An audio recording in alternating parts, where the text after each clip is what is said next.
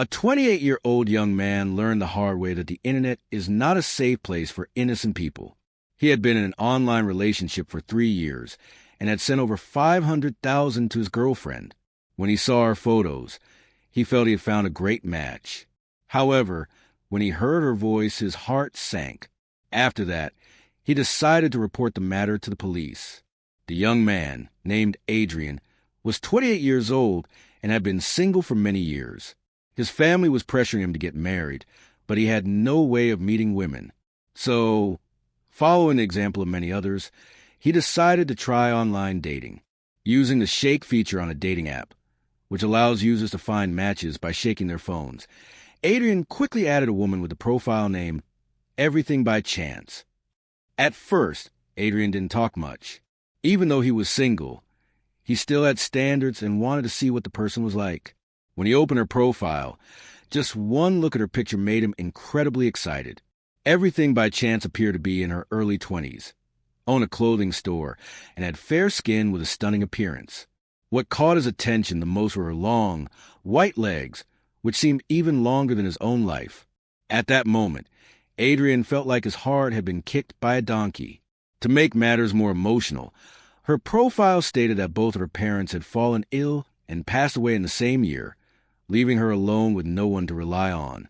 When Adrian read these words, he couldn't control his emotions anymore and immediately confessed his love for Everything by Chance. However, the response he received was, "Why are you so silly? You don't even know my name, and you're already confessing your love for me. Don't you think that's a bit foolish?" At that moment, Adrian realized he had acted too impulsively and quickly introduced himself. After a few conversations, he found out that her real name was Sophia Lynn, and she was only 22 years old. The two became friends. Sophia Lynn shared that after her parents' death, she had to work to support herself and take care of elderly relatives. For Adrian, she seemed like the perfect woman to be his wife, so he confessed his love again.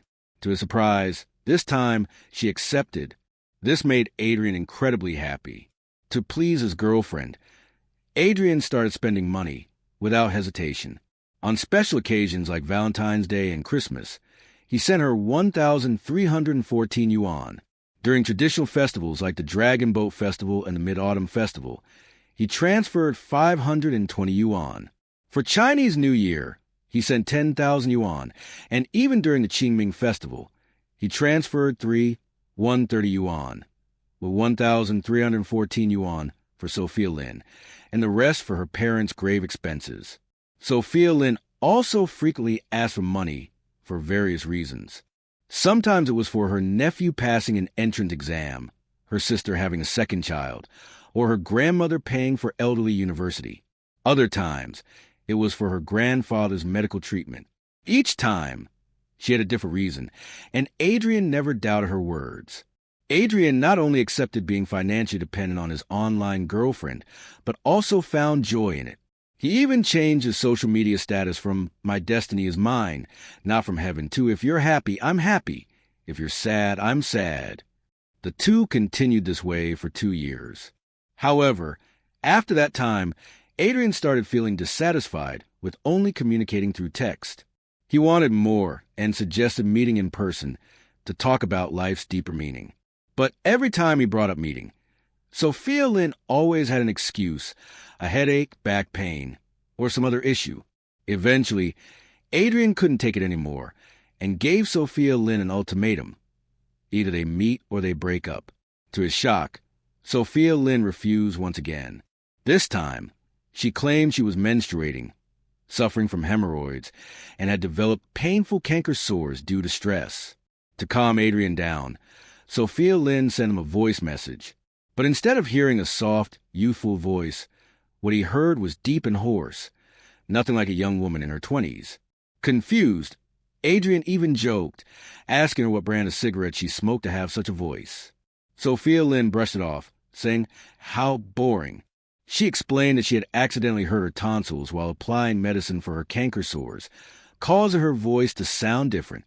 Shortly after, Sophia Lynn posted on her profile that she needed throat surgery and was afraid she might not survive, even suggesting that she might soon reunite with her parents.